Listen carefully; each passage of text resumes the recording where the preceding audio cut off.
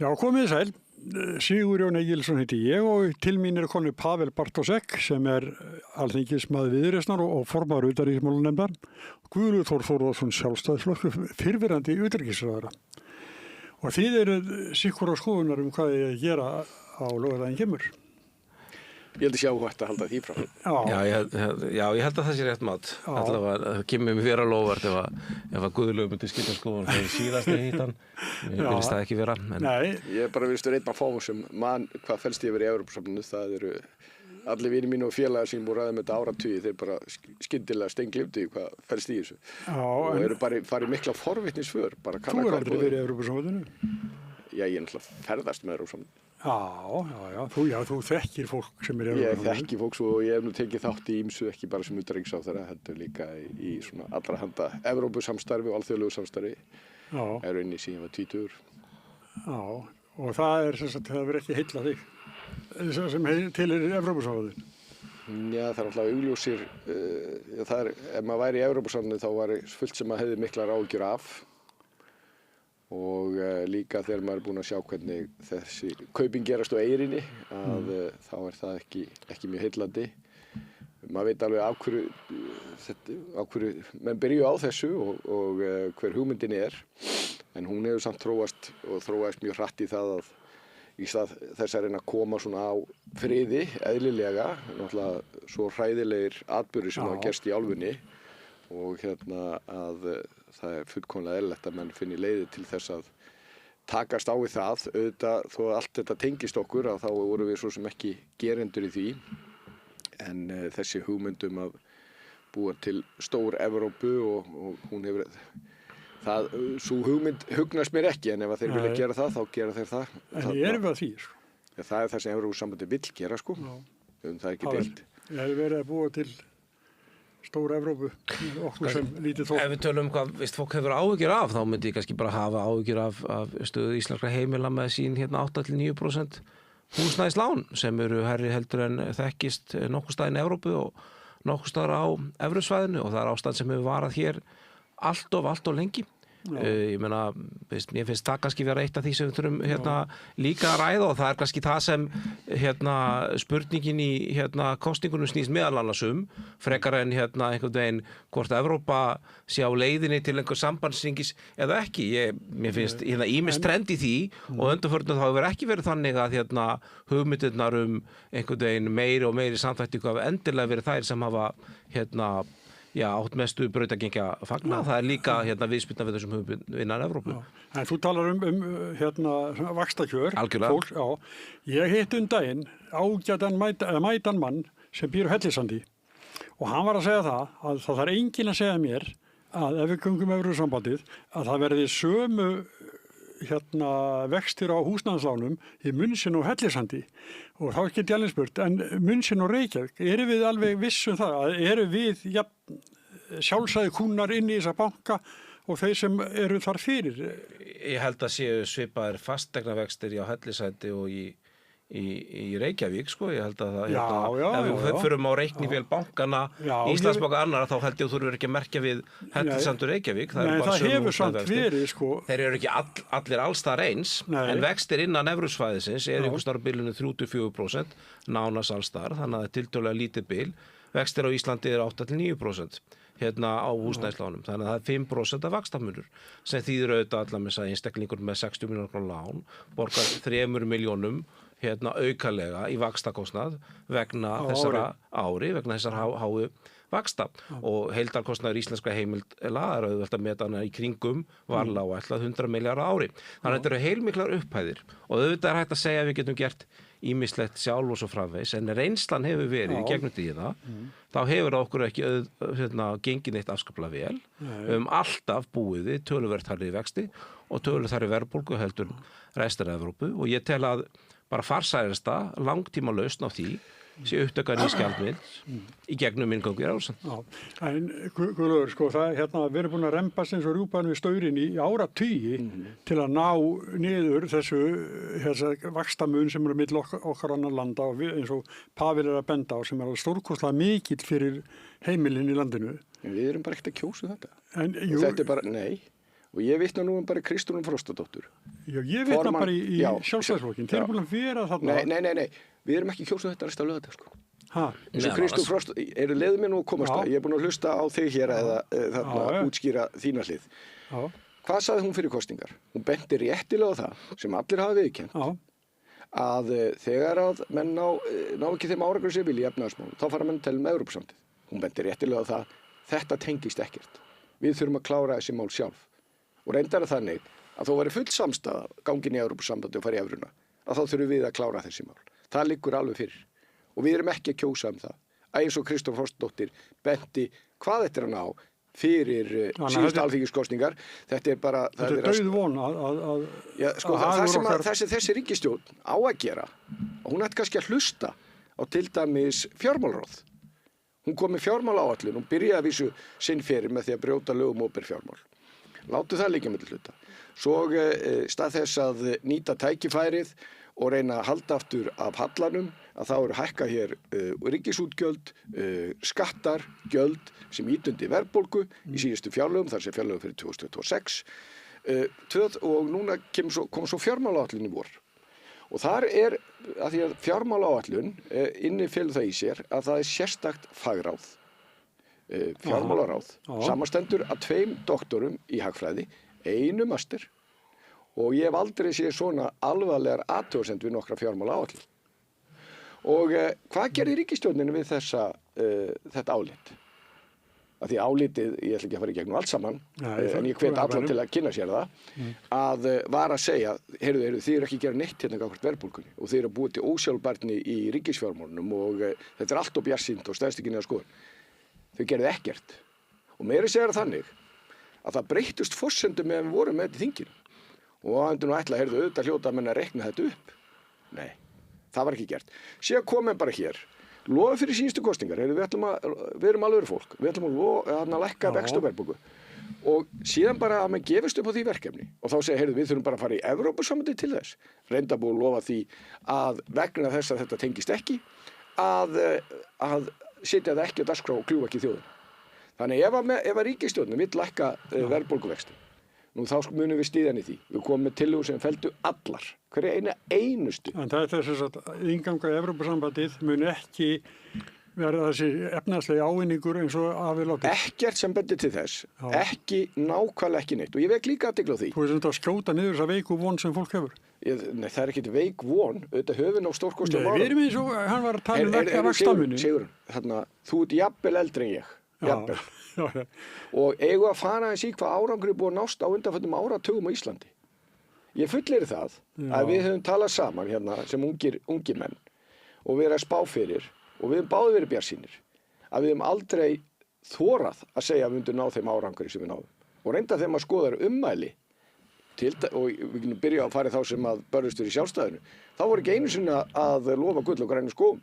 Þessu Íslendingar þurfa að leggja meira á sig en aðrir en á launum fáum við vera Íslendingar. Verður það áfram? Já, en við erum að taka völd sem að reynst okkur gríðarlega vel, sem er grunnurinn af þessum árangri. Dæmi, ef að þú þekkir nú Kissinger, eða þekktir hann og hans störf. Ekki persónulega, en... Nei, ég hitt hann einu sinni, það er önnur saga, en látum hann líka með hluta. Hann skrifaði sérstaklega það, að dæmi þegar að smáþjóð tók niður stórveldi, og þá eru við í landhelgisgæslunni. Hefðu getað gert það í Evrópusambandinu? Ekki séns.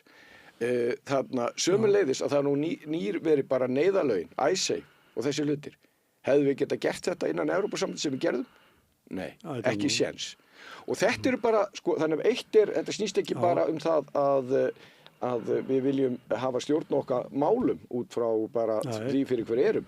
Líka bara praktíst. Við erum búin að læra það að þegar að eitthvað gerist og enginn getur spáð fyrir hvenær næsti brotsjór kemur, sko. En þá er langbest og eina sem við höfum að það er að hafa stjórn okkur eigin málum. Pavel. Já, sko, Guðlaugur ætla að byrja á því að segja að það snúist nú ekki evruna og fer síðan að tala um fjármálaráð og seinustu fjármálaáætlun ríkisstjórnar. Ég held að sé heldur ekki að fara að kjósa það á laugardaginn næsta. Það verður að kjósa það hvort við hefja nýju aðildarviðræður á Evrópusambandið. Og ef menn eru að tala nýjan gjaldmiðil og evruna, þá náttúrulega það ákvörðunartréð nokkuð einfalt. Ég meina, ef að fólki segir nei, þá ljóst að við munum áfram búa við krónuna og kostina og hennar og gallana, alla sem því fylgja. Ef að fólk vil skoða þann möguleika, taka hér upp nýjan gjaldmiðil sem evran og gera það í gegnum inngöngu í Evrópusambandið, þá leiðin til þess að segja já í kosningunum í atkvæðagreiðslunni á laugardaginn og þá allavega svo lausnin á borðinu. Og síðan þetta fólk hefur áhyggjur af hinn og þessu í tengslum við hugsanlega aðild en það á eftir auðvitað að semja.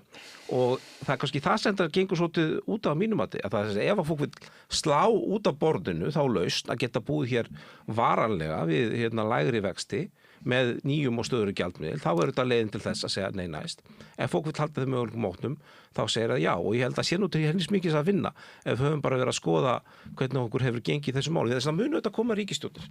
Það munu koma ríkisstjórnir, það munu standa sig vel og illa, það munu verða áföll og við munum lenda í ýmsu. En ég held að miða við sögu seinustu 80 ára, þá hægt að fullyrða að vextir og verðbólga verða að jafnaði herri hér á Íslandi næstu 80 ár. Guðlaugur segir við verðum að gera þetta sjálf. Að sjálfsögðu verðum að gera þetta sjálf. En það að eitthvað taki tíma og eitthvað að við þurfum að vinna vinnuna ekki rögn gegn því. Ef maður skráir sig hlaup og hleypur maraþon, þá tekur tíma að undirbúa sig fyrir það. En það ekki rögn gegn því að gera það. Auðvitað þurfum við að vinna okkar vinnu til að koma okkur verðbólgu niður. Já, en munur sá að þegar við erum komið með evru og þegar við komin í sama evrópska kerfi, þegar við komum með gjaldmiðil og stuðning Seðlabanka Evrópu, þá ekki líklegt að við fáum einhvers konar vaxt og verðbólskot með sama hætti og höfum gert núna með sjálfstæðan gjaldmiðil með fjóltandi gengi. Þannig að vinnan þarf að vera unnin hvort sem en við erum komin í varanlegt skjól þegar við höfum unnið hana. Fyrsta lagi, ef við kjósum já núna, þá eins og Paveli bent á, réttilega, að þá það fyrir öll stjórnsýslan í það að vinna þessar umsókn. Þetta ekki sagt öll. En þú skrifaðir þetta. Skrifa ég að öll stjórnsýslan getur flett. Já, ég get alveg gert það. Endilega, við skulum bara varta þeim að skjála. Já, mér bara beint í kvótjáðu. Öll stjórnsýslan. Og það liggur alveg fyrir að það bara mjög mikið. Það mjög, þarna, ég nota bara orð Pavel, sem látu það líka með til hluta, segjum að sé bara 80%, skiptir engu máli. Að þú ert að tefja hana árangri, þar sem við þurfum hana árangri, vegna þess að öll orkan fyrir þetta. Og við þekkjum þetta frá síðustu aðildarumsókn og einhverju hluta vegna, ég vek athygli á því að þetta var ekkert skoðað í meðförum þingsins og reyndar þannig að það kom skýrsla, evruskýrsla sem að ríkisstjórnin gerði, það var ekki reynt að ná fóniðinu þverpólitísku sáttum þessi og hún sýndi ekki fram á þetta sem að menn reyna að segja. Hún var heldur ekki sett inn í umræðina til þess að við tekið umræðina þegar við vorum að ganga frá þingstjórnartillögunni. Það sé verið að fela fyrir okkur. Já, það liggur alveg fyrir að þar voru forsendur rangar. Þessi skýrsla nú kynnt á blaðamannafundi, það er ekki neitt að fela hana. Það sem þið eruð að reyna að blekkja fólk til að segja á fölskum forsendum. Það er bara þannig. Ég bara stend við þá fullyrðingu. Það sem að ef að við værum í fullri alvöru, núna bara hugsa, ok, við skulum gera það, við skulum skoða aðeins þarna að ganga í Evrópusambandið og evran auðvitað breytt þáttur, ég meina það mjög margt annað. Þá höfum við vanda til verka til þess að við værum nú ekki að rífast einhver hluti sem annarkvort eru réttir og rangi fram á síðustu dag. Það var ekki gert og þú ert hér að við erum búin að vera allt það sem hefur komið fram vegna þess að stjórnarandstaðan hefur dregið fram eða fólk sem hefur komið út í bara í feltinu hefur verið að koma fram með þessar upplýsingar.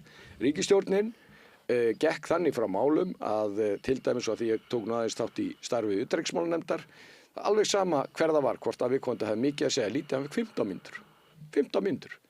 Allt sem að snýra því þetta mál sem já, það var ekki ríkisstjórnin, það var nú nefndið sjálf og ég sem tók ákvörðun það bara svo við setjum ábyrgðina. Ég var að segja það. Sagði ríkisstjórnin? Nei, ég bara tek það á mig, bara svo það sé málið þurfti að klárast. Málið þurfti að klárast. Þetta var bara, menn eru ekki að vanda til verka. Nú þjóðin sem að taka ákvörðun, hún á réttar upplýsingar. Það meiri segja þannig að ráðherra þrættu fyrir það að ESB-réttur myndi gilda ef við gengum í Evrópusambandið. Hvað þýðir það? Það þýðir það að Evrópulöggjöfin, að hún alltaf svo sem gildir. Ef við erum með löggjöf sem andstæð henni, að þá þurfum við að breyta okkar og við getum ekki breytt neitt í framtíðinni ef við förum inn. Meiri sé bara þannig, utanríkisráðherra opnum fund utanríkismálanefndar sem Pavel þarna stýrði og allir geta skoða það er nú á Instagram síðunni minni þar sem ég klippti þetta nákvæmlega út og hún talaði með ESB-rétturum væri eitthvað sem getur samið og allt valda afsalið, hvort sem að það varðandi löggjafarvaldið, framkvæmdarvaldið eða dómsvaldið. Við erum búin að vera að draga þetta upp núna fram á, þú veist, bara á síðasta dag. Hér, sko, ég bæri virðingu fyrir því ef að ESB-sinna myndi bara koma og segja, heyrðu, eins og þau sögðu hérna áður, ég bara trúi því að bara málið sé langt best fyrir að við séum bara eina stóra og sterka Evrópu. Auðvitað þurfum við þá að, eins og allar þjóðir, að setja fullt af völdum þar inn og að því að Pavel sagði áðan að það væri lítil umræðum stóra Evrópu, þá skal nú bara vekja athygli á að því að þeir hafa mikla áhyggjur á sín eigin stöðu. Þeir eru að verða aftur úr bara sérstaklega núna þegar kemur að samkeppnishæfni, nýsköpun, gervigreind og svo framvegis. Og við vorum með skýrslu sem heitir Draghi-skýrslan sem dregur þetta allt vel fram. Hverjar voru tillögurnar þar? Tillögurnar voru þær að færa meira vald til Brussel. Það voru tillögurnar. Og hverjar voru tillögur framkvæmdastjórninni daginn? Eða fyrir nokkrum vikum síðan? Jú, það var að stór auka umfangi hjá framkvæmdastjórninni. Þetta er ekki fyrir 10 árum, þetta er ekki fyrir 15 árum, þetta er það sem er að gerast núna. Erum við ekki búin að vera síðan 1994, síðan að EES-samningurinn var samþykktur, að laga íslenska löggjöf að evrópska? Mjög litlu hluta. Litlum? Já. Menn ætla bara að halda sig við það, að segja bara 75-80% á þess að hafa nokkuð fyrir sig. Það er tölur sem eru, sem kom frá EFTA-skrifstofunni, sína síðast þegar þetta var tekið út, 13,4%, gæti verið eitthvað aðeins herra, hefur aðeins hækkað, þetta var tíma, eitt ári var þetta 6,67% vegna þess að menn hafa verið að fækka gerðunum í Evrópusambandinu. Ef þú skoðar málaflokkana sem liggja undir, að því að við erum hugmyndin með EES var það að við verum aðilar að sameiginlegu markaði. Og 11 af þessum 35 málaflokkum, þá eru 11 sem heyrundi það, svo ertu með svipamarka sem er svona hluta til, en samt stóri hlutir sem fyrir utan, en svo eru mjög stóra stærstu málaflokkin eru við algjörlega fyrir utan.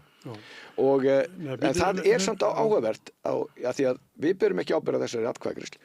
Það er áhugavert, núna eru við, og ég meina þú ert mjög upplýstur maður, og þú ert að velta þessu fyrir þér núna, vegna þess að það hefur ekki verið lagt fyrir þjóðina, helstu upplýsingar hvað við erum að kjósa Við erum að reyna það hérna núna. Við skulum sko, ég er samt ekki vissum að sko talan 11 eða 70-80% sé talan sem kjósendur munu endilega velta fyrir sér þegar þeir taka ákvörðun. Og ég held að það sé ekki það sem skiptir máli. Ég held að það sem skiptir máli sé annarkvort 3,4% vextir húsnæðislánum eða 8,9 eins og við erum með.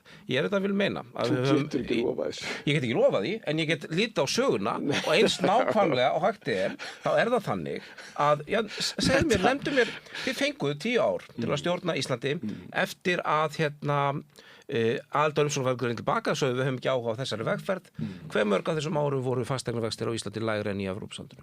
Í Evrópusambandinu, það er bara eftir hvaða lönd og miðað við, en bara fyrir maður sér það 0, ekki neitt einast. Heyrðu, þann tíma, var nú tíma þar sem varst með stöðut, mjög stöðut verðlag og það var nú við vorum gagnrýnt fyrir það að benda á það í kosningum og með lága vexti.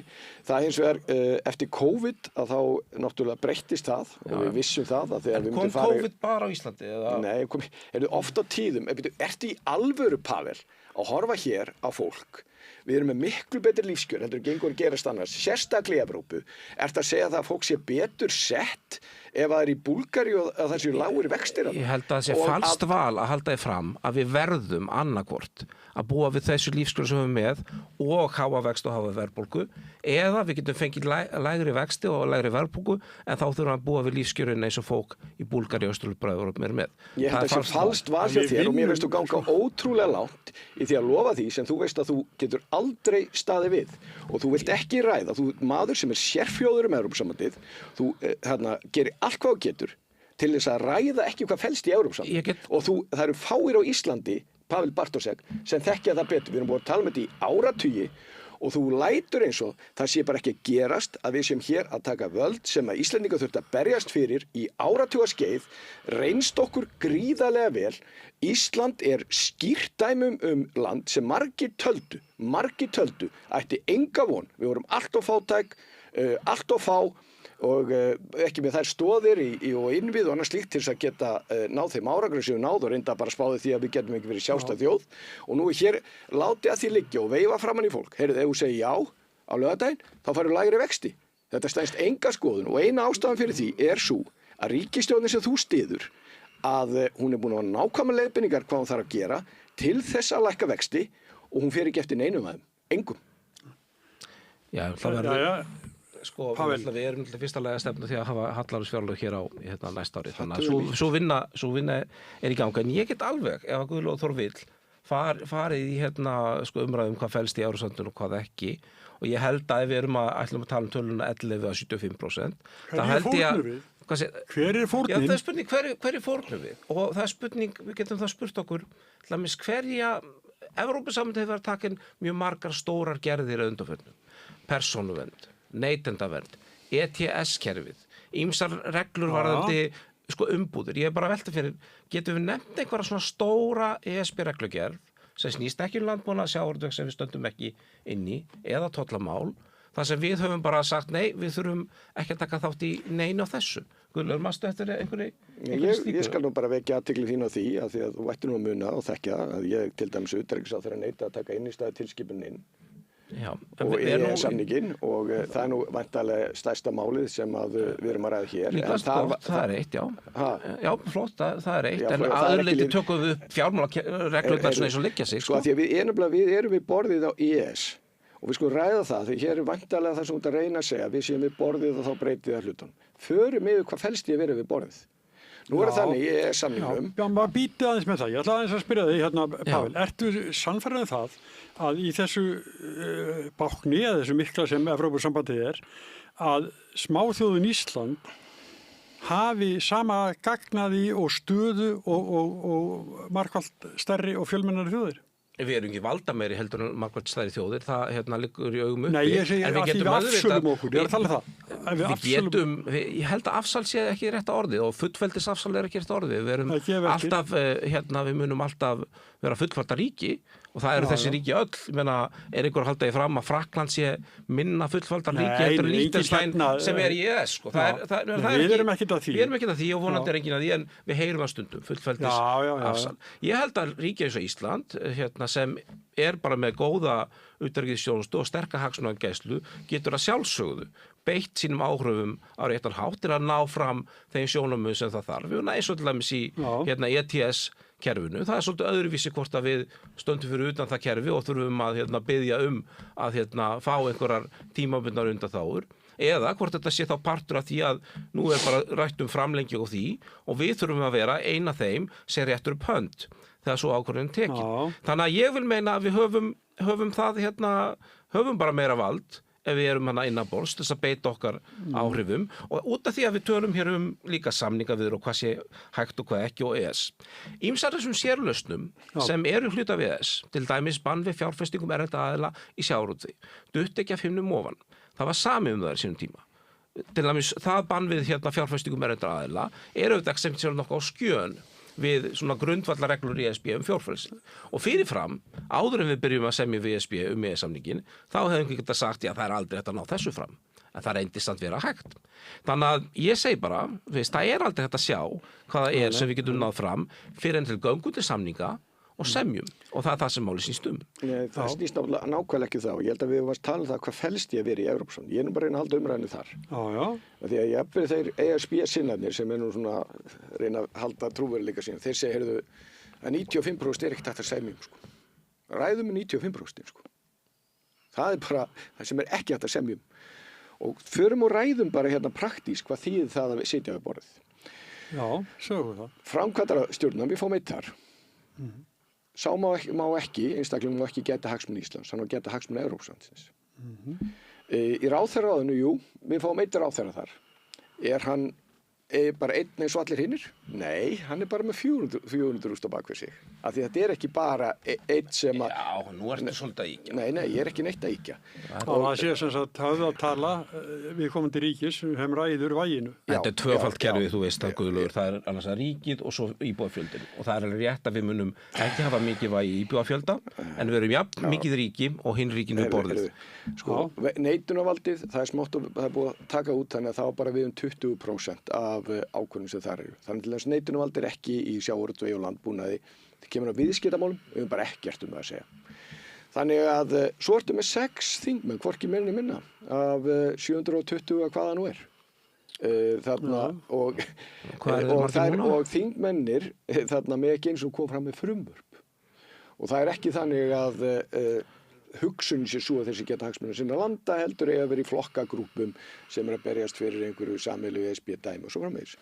Þau er bara í praktískt. Ég fór nefnilega daginn hérna á fund hjá bændasamtökunum. Þar var til dæmis sænsku fulltrú að segja frá því ef við færum í þessa vegferð þá yrðu við að geta hagsmuna okkar. Því að bara ákvarðanir munu tekna þarna í landbúnaðarmálum, ekki lengur í okkur hjá þeim. Og sænski aðeins sagði við vorum með 15 á skrifstofunni, 15 sænski bændur í aðdraganda þessa og það var ekki nóg, þetta gekk nú ekki alveg nóg vel. Sko, stærsta sendir á okkur íslenska er í Brussel, það eru 18 sem vinna þar sko. Og bara svo átti ykkur á því hvað þetta þýðir. Núna ráðum við sjálf, við þurfum ekki að semja neina undanþá, við erum með allar undanþáðnar. Það er bara 100% undanþá í þessu mikilvæga málaflokkum. Austurríki er mjög mikið að skipta sér að sameiginlegu sjálfstefnu. Austurríki. Og af hverju er það? Það er vegna þess að menn eru að koma sér í stöðu. Þú veist, auðvitað gætur haft einhver áhrif en eins og þessu, þið verða að búa til samstöðu og þið þurfa að kynnast frökkunum og ítölunum og svo framvegis og reyna að víla og díla. Þetta er náttúrulega endalaus orka að vinna. Endalaus orka. Og svo þýðir þetta þannig. Segjum það að við værum hérna 3 sem værum saman í einhverju blokk þarna og Pavel kemur og segir ég verð að fá þetta í gegn. Og þú segir, já, ok, Pavel skal stiða, en þú þá stiða mig í þessu, sem er kannski alveg bara okkur bara... Þess að gerist líka bara íslenski pólitík. Rétt, en hérna erum við bara komin með gríðarlega mikilvæga málaflokka og við setjum þá bara á borðið hjá Evrópusambandinu og ættum svo að reyna að toga eitthvað og reyna að gæta hagsmuna okkur í þessu. Því ég var utanríkisráðherra. Við vorum að efla samstarfið í varnarmálunum, við Bandaríkin, við Bretland, í norðurslóðunum, við vorum með Norðurlöndin, bæti okkur í mannréttaráðun, ég er ekki með tæmandi upptelningu. Ef við förum hann inn, ef menn segja núna að við séum ekki að standa okkur nógu vel í hagsmunagæslunni, að því við höfum aðgang og við höfum aðgang að sérfræðingahópum að skrifa út í 99. greinu og 100. greinu EES-samningsins, að það er alveg gert ráð fyrir því á þeim stöðum þar sem það skiptir mestu máli. Við ættum að halda því áfram á miklu fleiri málaflokkum. Sko, við þyrftum að fjölga verulega fólki til að standa í þessu. En sko, EES-samningurinn, hann hangir mikið meira á Norðmönnum en okkur. Og hérna skoðanasískinni þín í Noregi, þau eru ESB-sinnar. Svo? Já, nei, og ef þau vilja fara inn í Evrópusambandið, hvað verður þá... Ef að það gerist, þá förum við inn án samninga. Nei, það er náttúrulega, þeir voru nú að brjóta okkur EES-samningin í Evrópusambandi og ríkisstjórnin gerði nú ekkert til að reyna að verja okkur í því.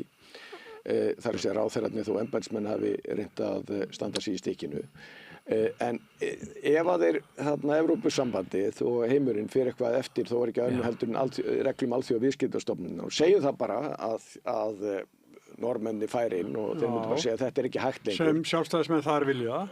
Þeir eru nú svolítið annan bakgrunn heldur en við. Þeir eru nú bakgrunn og norska aðlinum sko. Og við þarna það kannski... Við svolítið líka. Nei, stétt með stétt, þú þekkir það nú. Já, heyrðu, við erum bara, sjálfstæðisflokkurinn hefur nú bara haft sérstöðu, stofnaður utan tvennt. Það eru sjálfstæði þjóðarinnar og sjálfstæði einstaklinga á öllu stéttum. Og ég fer ekki að elta einhverja þarna, það er alls konar systurflokkar sko. Frá því ég byrja þessu, sumir hafa bara dáið og nýju komin í staðinn og bara þessu gengur. Mér er slétt, ég er bara að hugsa íslenska hagsmuni. Ég er bara eins og íslensk hagsmunir. Umræðan í Noregi er alvöru. Er það 65% síðast þarna normanna á móti inngöngu í ESB? Nei, atvinnureikendur til dæmis. Ég held að mér Alveg öfugt það sem er hér. Ég held að mér langi samt að segja að þetta er ekki umræða með ESB-aðild Noregs hér. Og normenn munum bara taka sína ákvörðun og ég ætla ekki að láta mína hamingju hanga á því hvort normenn fari í Evrópusambandið eða ekki. Það við skilja okkur eftir. Já, það er bara ekki það sem lítur þarna, það er ekki sem bendir til þess og við nógan tíma þá til að gerist það mest líklegra að því að skoðanakannanir á Íslandi hafa í gegnum tíðina oft sýnt meiri hluta stuðning þjóðarinnar við ESB-aðild, ekki jafn mikið á þingi, á Noregi stæðustu öfugt farið. Ég held að hafi ekki verið meiri hluti í norska samfélaginu fyrir ESB-aðild í svona aldarfjórðung, þó að sé stundum meiri stemning fyrir meðal stjórnmálamanna. Þannig það getur verið, ef það gerist, það er klárt að við getum ekki haldið upp í EES-samningnum uppi, en ég myndi ekki vilja að fólki heim í stofum myndi taka þessa ákvörðun byggt á því að normenn hugsanlega fari í Evrópusambandið einhvern tímann. Við hefum bara hugsað okkur og það mínum að þetta okkar hagur að fara inn í Evrópusambandið og mér finnst svolítið svona hugafar litla mann sem sér birtast að sjálfsögum munum við ekki ráða neinu, við verðum svo fá, við verðum með 6 þingmenn, það mun allir saminast gegn okkur. Ég held að það mun ekki gerast. Mér finnst andinn lýsa því. Ef við erum að segja, við erum bara einn fulltrúa í framkvæmdastjórninni, við erum bara með einn fulltrúa í ráðherraráðinu og hann er bara með 300-400 manns á bakvið sig. Fulli vinningu, litli kallinni hér sem segir við getum þetta ekki og sækjum aðild að Evrópusambandið, kannski kemur einhver hjálp okkur, við erum svo léleg og bara það er litli kallinn. Það er litli kallinn. Það er litli kallinn. Eins og hér bara vera bara staðreyndir hvernig Evrópusambandið er byggt upp. Það er líka verið að benda það hver þróun er. Þróun hefur alltaf verið í átti meira miðstjórnarvalds. Evrópusambandið hefur aldrei, jafnvel þó að þeir séu með galna málflokka, allavega held ég að flestir séu sammála um það, að þeir ráði því til dæmis hvaða fugla við veiðum. Það sé gali, en þannig er það. Þeir hafa aldrei skilað valdi sem hafa fengið til sín aftur til þjóðríkjanna og munu aldrei gera það. Annar ekki nefndi hérna fyrir þessari umræðu að svona klofin þjóð. Og sem við ónýttal erum ef við erum að skoða skoðanakannanir, þetta er eiginlega bara hnífjant bara og það hlýtur að koma einhver stór núna í vikunni og við erum að fara, þetta er síðustu dagarnir, þannig að þetta er alveg, við höfum reiknað með því að það verði svolítið mikil svona átök. En svo er það líka, sama hver úrslitin verða, halda þau ekki áfram. Ef að já yfir ofan á þá mun náttúrulega augljóslega öll umræðan hverfast það það segir sig sjálft það segir sig sjálft Alþingi verður alveg undirlagt í hverju einustu viku umræða heldur alltaf áfram það er engin ástæð til þess að gera ekki hlutina að umræðan haldi áfram. Nei, ég er ekki miskilum heldur svo bara hvað þetta öldurót, hversu lengi það verður að lægja Ég held að umræðan geti alveg halda áfram sama hvernig fer. Mér finnst kannski líklegra ef að kemur nei, þá væntanlega er enginn að fara að leggja þetta til á þessu kjörtímabili ef við höldum áfram eða því næsta. Þannig það er einhver, en hins vegar hefur það verið þannig og við tökum eftir því að þeir þættir sem hafa ofta ráðið afstöðu Íslendinga til Evrópusambandi gegnum tíðina, annarkvort verið einhvers konar innri eða ytri áföll eða þróun heimsmála. Ég meina ástæðan fyrir því að það mælist meiri stuðningu núna við ESB-aðild heldur fyrir 5 árum meðan svo að Rússar réðust inn í Úkraínu og það olli því, við sjáum á könnunum að bæði fylgi við NATO stórjókst á Íslandi en líka fylgi við hugsanlega aðild að Evrópusambandinu vegna þess að ég held að margir Íslendingar átti sig á því á þessum tíma er betra að hafa fleiri vin en færri og að treysta sín vestrænum bandalögu undir þátt í. Þannig að auðvitað getur að verið þannig að sama hvað niðurstaðan í þessari könnun verður að einhver svona ytri áhrif kalla á það að umræðan hefist að nýju eða hún getur líka leitt til þess að þó komi þá komi bakslag að því eitthvað gerist í útlöndum. Ég er alveg viss einhver sem hlusta okkur núna heldur að þú setja að tala Evrópu hér. Ég er ekki að tala Evrópu hér. Nei, alltaf. Ég er ekki að því. Þá þessum manni svarað sem var úti og þeir eru búin að reyna mjög lengi og Pavel þekkja mjög vel að búa til Evrópu. Það gengur bara ekkert voðalega vel.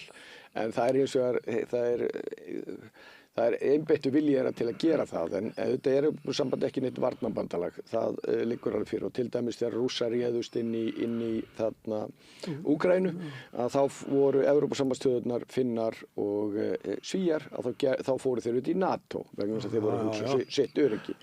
Og Danir inn í hernaðarsamstarf Evrópusambandsins. Ef að með fullri virðingu þá hefur ekki að sama hátt. Nei, en þeir gerðu það samt, sko. Það er rétt. Já, en það má vera. Nei, það er rétt, það er rétt, en punktun bara þessi, það svo stór munur á því að Finnar og Svíar hafi gengið inn í NATO heldur en að þeir hafi tekið þátt í þessu samstarfi. En sko, það liggur alveg fyrir, allavega í mínum huga þetta mjög einfalt, að sko, ég hef engar ágjörð hvað afstöðu þjóðin tekur ef hún með þetta fyrir fram að sig. Áhyggjur mín að verið þessar og ég alveg sama hvernig fer, að þá verðum við auðvitað að læra þessari þjóðaratkvæðagreiðslu, alveg saman þó að eigi komið og bara í mínum huga að bara upplýsingagjöf til almennings í þjóðaratkvæðagreiðslum að maður þurfa að finna einhver umgjörð kringum hana. Við ræðum það örugglega bara það og eftir. En ég... Eftir? Við ræðum náttúrulega fyrirmálið. Nei, ég að segja eftir þjóðaratkvæðagreiðslu. Sumt bara eitthvað sem við þurfum að gera. Mikið áraðast að menna það. Já, sumt bara þannig að það er best að gera það upp þegar þetta búið. Við breytum engu núna síðustu dagana hvað gerði. Það er rétt. Já, fjármagn, ég meina við náttúrulega með ríkisútvarpið sem náttúrulega langsterkast og það sé sko takandi afstöðu í þessu málum að það er eitthvað sem er mjög alvarlegt. Það náttúrulega mestu fjármunir þar, það er óumdeilt.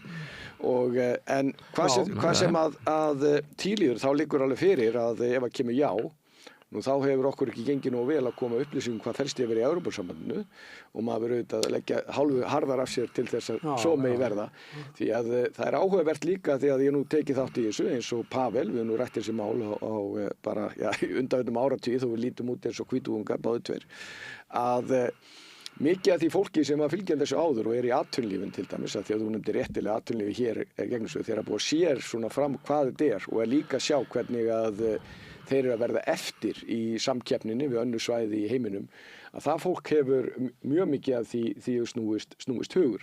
Af því að við skulum líka huga því að það taka svona ákvörðun, eins og Pavel benti réttilega á, að Evrópusambandið lítur ekki þannig á að við séum bara að skoða í einhvern pakka.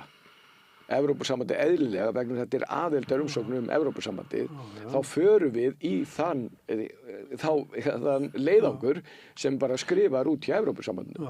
Og þetta ef að einhver vildi, eða ríkisstjórn sagði vilja skoða hvað felst yfir í Evrópusambandinu og skoða kost okkar, nú þá hefur menn sett einhverja vinnu á stað sem að þjóðin og þingið og hagsmunaaðilar gætu tekið afstöðu til. Það var ekki gert og nú bara reynt að halda því fram þó svo að Pavel hafi bent á það hvað þessu fáránlegt var að halda því fram að þetta væri eitthvað til að kíkja í pakkan. Við erum ekkert að gera það. Við erum að sækja aðild að Evrópusambandinu ef við segjum já á laugardaginn og það ekki án afleiðinga. Það eru miklar afleiðingar. Þetta fyrir okkur hinn svona eins og tilgátur, svona verður þetta svona, það ekkert sko borðleggjandi til að byggja sko ákvörðun sín á. Ok, ég var í háskólanum, segðu mér aðeins frá því. Hvernig gæti ég lært þarna Evrópusambandið að vera ekki til? Heldur þú það? Hvernig heldur ef að ég hefði komið í próf, eða þú verið í prófi verið í stjórnmálafræðinni og þú spurður út í Evrópusambandið því það er til. Það liggur alveg það. En hvaða áhrif þetta kemur til með að hafa okkur? Og þú segir bara, skrifa bara, heyrðu, já við erum Íslendingar miklu sterkri samningsstöðu og við ætlum bara að setjast með Evrópusambandinu. Þetta þá væri ég búin að læra heim ef ég kemur í þetta próf, láttu ekki svona. Já, en ég meina, á hverju erum við að ræða þetta með þessum hætti? Af því að við vitum hvað Evrópusambandið er og þó að menn við vitum ekki, sko, hvernig verðum með auðlindirnar á hverjulega, við vitum þetta ekkert. Jú. Við vitum það nákvæmlega. Við erum í sameiginlegri sjávarútvegsstefnu, sameiginlegri landbúnaðarstefnu og hún heitir sameiginleg, Sigur, það er enginn sem heldur því fram núna, þó sem menn reynt að heykjast á því, það er enginn sem heldur því fram núna, sem vil taka sig alvarlega, að við verðum ekki partur af þessum sameiginlegu stefnum. Og ef hún er sameiginleg, þá er hún stjórnað frá Brussel. Já, við höfum, sko... Hvernig verður, segð þú mér, af því að þú ert með þetta hreinu, hvernig verður Evrópusambandið eftir 10 ár? Ég verð að segja við vitum að völdin fara til Brussel. Segir þetta margt og mikið, en mér er þetta dálítið hrokafull afstæð eins og ég skildi hana ef að kemur nei, það er út af því einhvern veginn okkur sem samfélag hafi mistekist að upplýsa almenning nægilega vel það hvað felst að vera í Evrópusambandinu. Ég held að sé nú ekki hægt að segja þannig að bara ein hlið lýsi upplýsti ákvörðunin, hinn séu bara einhverjir vitleysingar. Ég held að sé ekki þannig. Ég nota ekki það orð. Þið hafið notað það orðið okkur. Ég hef aldrei notað það orðið að vera vitleysingar. En ég held að það séu báðar hliðar að séu bara nokkuð þegar jafnrétt mætar. En það er ekki þannig að við deilum það hvað Evrópusambandið endilega er. Hins vegar er það þannig að ég held að svona, ef ég á aðeins að rýna í þjóðarsáluna, ég held að mjög margir á Íslandi myndu vilja að við myndum fá aðgang að eðlilegum vöxtum þegar kemur að almennum neytendalánum og húsnæðislánum. Og ég hef ekki heyrt einn í rauninni andmæla því mjög sterkt að það sé líklegt að við myndum til lengdar búa við lægri vexti á húsnæðislánum ef við fengjum evru með inngöngu í Evrópusambandið og upptöku evru. En síðan eru margir, og ég veit á, maður finnur þau bara að tala fólk sem hafa áhyggjur af nokkrum málum, eins og til dæmis hvernig verður sjávarútvegun með landbúnaðum fyrir komið. Og það er bara eitthvað sem við verðum að setjast niður og semja og þegar fólk heldur fram, það var lengi haldið fram væri bara ekkert að semja, það væri bara aðlögun, við myndum bara geta ráðið því við tökum kannski þessa gerð árið seinna og svo framvegis. Nú er þetta þannig að bara fulltrúar Evrópusambandið sjálfs, eins og stækkunarstjórinn, tala með þeim hætti að verða alvöru samningaviðræður, Evrópusambandið sé meðvitaður okkar séreinkenni og það sé ýmislegt að semjum. Orðið svo sveigjanleiki sem voru lengi bannor hjá Evrópusambandinu heyrast núna hjá okkar viðsemjendum. Ég lít svo á að Evrópusambandið hafi fæst nær okkar samningsstöðu og það sé tilefni til að sjá hvort við getum fengið eitthvað út úr þessum samningaviðræðum. Vegna þess að ég veit að margir á Íslandi hafa áhyggjur af þessu, hvernig verður fyrirkomið sjávarútvegum, ef við fáum það ekki ljóst hvað þar sé í boði nema að ganga til samning og semja. Fyrst förum við þessi fyrir þetta. Varðandi vextina og verðbólguna, við þurfum að gera það sjálf. Og það er villandi að leggja þetta upp með þessum hætti. Það liggur alveg fyrir að vaxtafyrirlin var á leiðinni niður, þessi ríkisstjórn tók við og þeim tókst að spíra hann upp aftur. Það er hennar verk og við verðum að hafa ríkisstjórn í landinu og vonandi með þessi ríkisstjórn gæfi til þess að gera það. Þannig að blanda því inni er... Þannig að næstu 80 ár verða betri ríkisstjórnir, það er strategían. 80 ár, já, þú ert svo lítill í þér eitthvað þegar kemur að okkur í slíku. Nei, menn þetta hefur verið svona mjög lengi, sko. Það er kannski punkturinn. Já, það er nú mjög margt annað sem hefur gengið gríðarlega. Já, þú getur ekki tekið þetta eina út.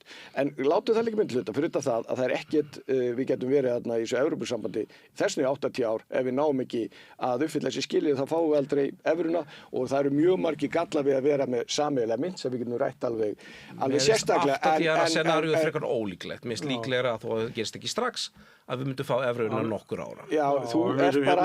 Standast þessi Maastricht skilyrði. Við munum fá trúð. Með þessa ríkisstjórn munum við aldrei ná því. Hún getur verið í 800 ár. Þetta er bara eitthvað svo trastokk í búningsklefanum, sko. Nei, ég var nú bara bent á það að fjármálaráð kom með álitsgerð sem þið fóru ekkert eftir og ég var bara bent á það að það sem allir sérfræðingar, allir hagaðarlega sögðu að þið fóru þarna öfugt við það, þess vegna eru við á þessu stað en ekki þeim stað sem lofuðu með sleggjun og plan og öðru slíku. En förum yfir þar sem að kemur og hann er að fá þessi hugþrif að við séum einhvern veginn setjast niður og semja sameiginlegu sjávarútvegsstefnuna. Reyndar eru hollendingarnir að segja hvað rugl er þetta, við ætlum ekki að gefa neitt eftir í þessu. Það er ákveðin þættir að því að samningafólki í Evrópusambandinu, það er ekkert með horn og hala. Fyrsta lagi eru þau bundið af samningunum, bara sáttmálum Evrópusambandsins og þó að sé fræðilega hægt að breyta þegar allir eru sammála, að þá er ansi hæpið að þeir sem eru búin að verða fyrir þessu allan tíðan segir bara eins og við höfum verið inni og við höfum þurft að þjást undir þessum sameiginlegu stefnum og svo kemur normennir og þeir ættu bara að fá frí rætir, við höfum bara að segja nei takk, það er ekki að fara að gerast og þetta er ekki eiginlegar samningar viðræður, þetta er meira eins og þú sett að fara Stækkunarstjórinn segir það Stækkunarstjórinn og svo á hverju gerðu þú ekki eitt, Pavel, á hverju leyfðu þú okkur ekki að senda fyrirspurn til Evrópusambandsins, á hverju ef að þú ert í virkilega, og nú er hann dregin upp, að því að Kristrún Frostadóttir sagði að útlendingarnir ætti ekki að skipta sig af þessu, en nú er dregin upp og hún er að tala í mótsögnu sjálfan sig þessi blessukona sem var eitthvað að tjá sig þarna núna á föstudag eða laugardag. Ef að þú hefur verið sannfærður þessa hluti núna, þar sem þú gerst sem formaður utanríkismálanefndar, þú sagt, nú fái þetta fólk á fundi til þess að þið geti fengið að spyrja þessara spurningar. Þannig að það er engin vafi á því hvað þarna er á ferðin. En þú gerði það ekki. Á hverju? Vegna þess að þú vildir ekki fá þessi svör. Takk fyrir svarið. Nei. Þú getur ekki spurt mér spurninga, svarað henni og haldið síðan áfram í 2 mínútur á þess að fá að svara því. Ástæðan fyrir því að mér finnst það lítillækandi fyrir Ísland að við myndum spurja Evrópusambandið hvað þið megum setja okkur sem samningsmarkmið í viðræðu við Evrópusambandið. Mér finnst það algjörlega fáránlegt. Býtu, en á hverju kalla stækkunarstjórinn ef það er lítillækandi? Þið voru að kalla á núna, örvæntingu kalli og segðu eitthvað sem gæti hjálpa okkur. Stækkunarstjórinn var í viðtali við einkarekna sjónvarpsstöð að spurði þessari spurninga og svaraði henni og mér finnst það jákvætt, en það ræður ekki Þið er búið að draga, það er komið sko heilu brettin af en það ræður ekki á endanum minni heildar afstöðu hvort Evrópusambandið náðasamlast leyf okkur að setja fram einhver samningsmarkmið. Þegar við sömdum EES-samninginn þá settum við fram ýmis samningsmarkmið til dæmis að vera undan þeir reglum fjárfestingar í sjávarútvegi. Við hefum getað spurt Evrópusambandið fyrirfram, megum við setja þessi samningsmarkmið fram? Þau örugglega sagt, já nei, þetta það var enginn að tala þær spurningar til Evrópusambandsins. Þau höfðu örugglega sagt, nei, þetta samræðist ekki prinsipum Evrópusambandið fjárfrelsi. En við settum þetta fram enga síður og fengum það í gegn. Þú ert náttúrulega bara að leggja út af þessu með okkur mjög undarlegum hætti. Það var enginn að tala það. Það sem er eðlilegt, nú erum við ennþá að ræða þessar hluti. Á hverju fengum við ekki stækkunarstjórann fyrir fundu utanríkismálanefndar? Á hverju fengum við ekki ráðherrana sem að komu hingað og við báðum að fá að hitta á og þeir voru ekki tilbúin til þess að ræða nákvæmlega þessa hluti. En ég ætla bara að klára það. Já, við erum að hætta sko. Já, en svo ertu með Evrópudómstólinn sem að menn þurfa líka að hlíta. Þannig að já, það er ekki þannig að samninganefnd Evrópusambandsins geti bara gert allt þessi dettur í hug. Reyndar er svo dómstóllinn fann að fara sko mjög vítt og var til dæmis að taka á Möltu daginn, en væntanlega þá ræðum við það bara öðrum þætti rétt fyrir þjóðaratkvæðagreiðsluna. Mér sýnist á þér að þú sért að losna við okkur. Já, þetta er komið ágætt sko. Við erum búin að vera hérna í drúgan tíma og til þetta er að tala mikið í þessari viku. Takk ykkur kærlega fyrir, Pavel Bartósek og Guðlaugur Þór Þórðarson. Takk fyrir. Og hér eftir augnablik kemur Gunnar Smári og við bræður ætlum að tala stjórnmálin svona með okkar hætti. Eftir